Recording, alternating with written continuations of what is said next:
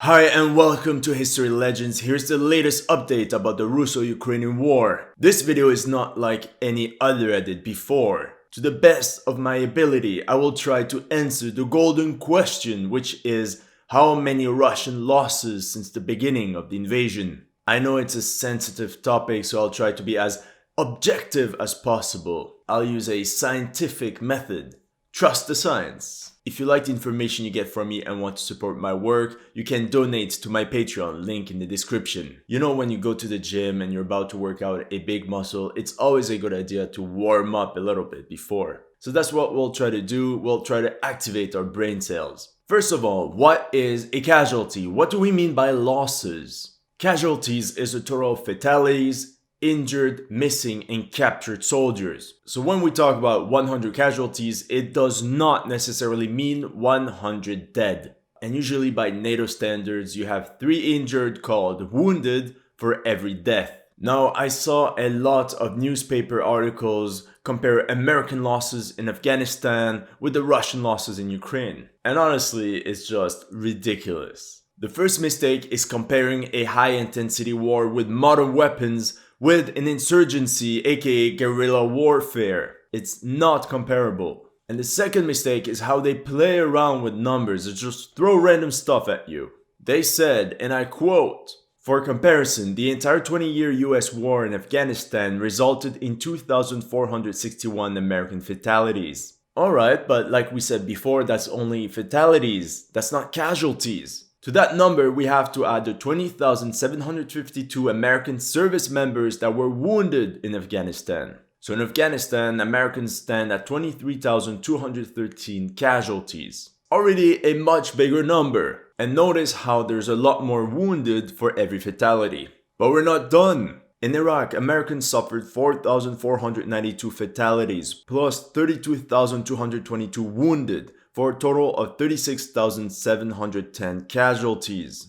Now put the war in Iraq and the one in Afghanistan together, and we stand at nearly 60,000 casualties for the United States alone, without taking into account coalition allies or even local allies, which could easily triple the amount of casualties. But this little exercise was to show you how from 2,461 fatalities in Afghanistan, we went to 60,000 casualties. That was a warm-up. Now let's talk about Russian losses. Honestly, I do want to believe the number that the media keeps talking about. But at the same time, I don't want to believe in fairy tales either. The reason this is so important is because if we believe that Russian forces got hammered, we unconsciously believe they're done and we drop our guard. But if we're wrong, we won't be ready for that nasty punch. I'm sure some of you are familiar with it, but Russian state news apparently posted some 10,000 deaths at one point. It was pretty early on during the conflict, and that post was quickly removed saying it was a cyber attack. Honestly, I don't know what to think about it. It could very well be a Ukrainian cyber attack. And if it was a very effective attack. But here we start the digging. On the 23rd of March 2022, according to NATO, up to 40,000 Russian troops killed, wounded, taken prisoner, or missing in Ukraine. And notice the word up to. What I love with this word is that you could literally say up to 1 million Russian casualties and you would still be right. NATO estimates that between 7,000 and 15,000 Russian soldiers have been killed since the invasion began on February 24th, using statistical averages from past conflicts that for every casualty roughly 3 soldiers are wounded. NATO analysts reached their total figure. Notice how this article mistakenly described a casualty as a death, a fatality, which is not the case. But let's take their numbers. The lowest is 7,000 deaths.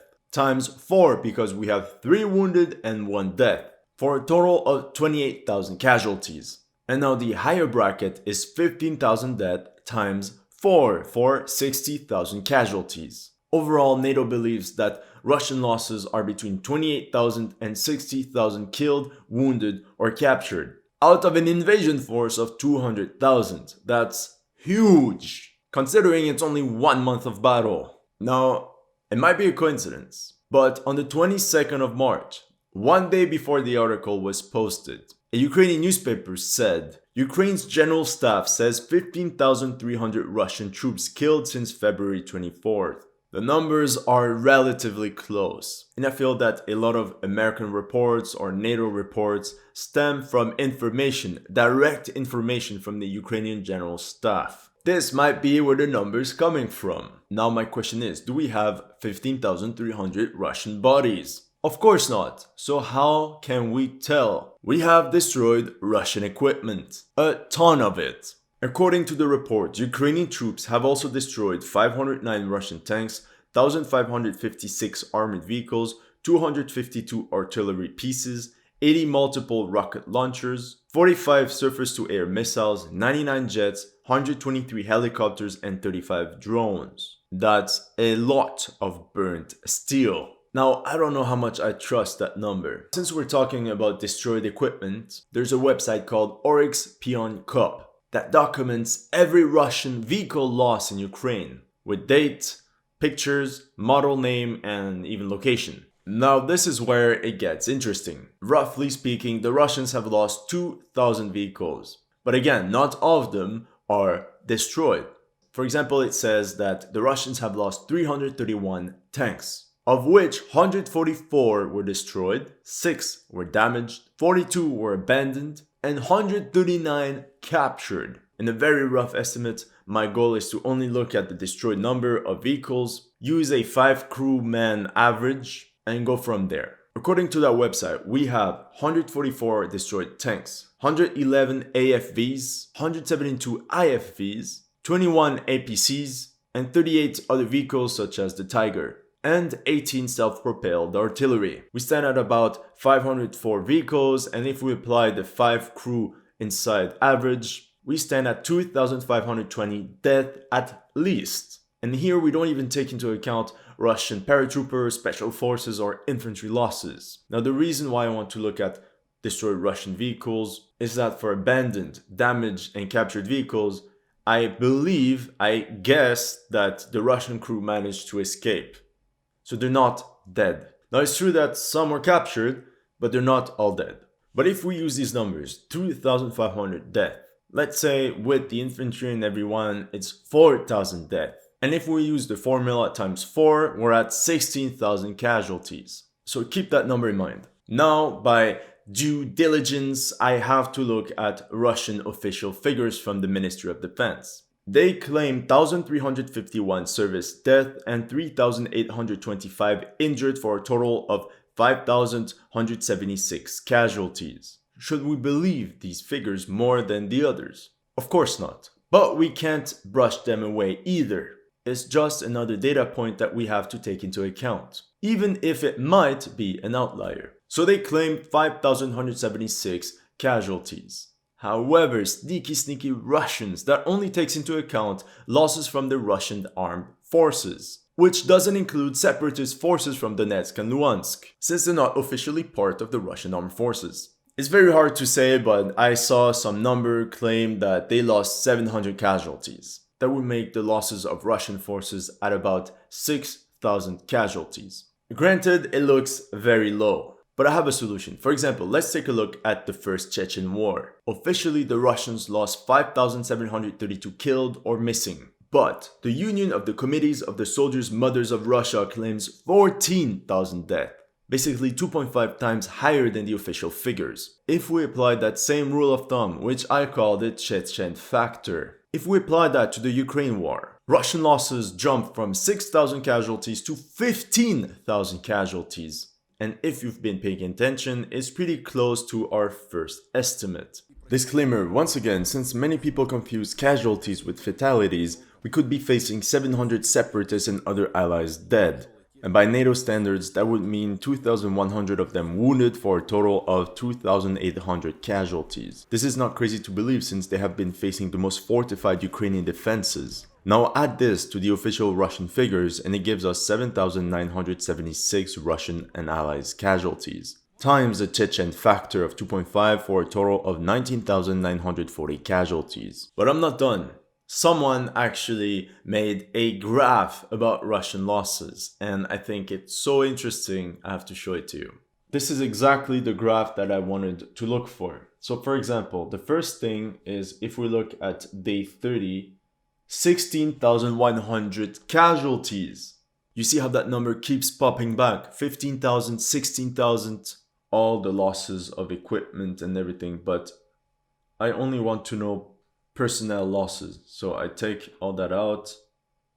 So here we have only personnel, but I also want to know prisoners of war. And apparently Ukrainians got 412 prisoners of war. So it's certainly a significant number, but not necessarily as high as I would have thought. Because from the images we saw, I imagine maybe 1,000 Russian prisoners. But that number, 16,100 after a month at war. But again, what's the most interesting here is the graph and its shape. You see that it kind of stops after 2 weeks. Like it rose so quickly within the first 2 weeks to 12,000 casualties. And then from the next 2 weeks, it went from 12,000 to 16,000.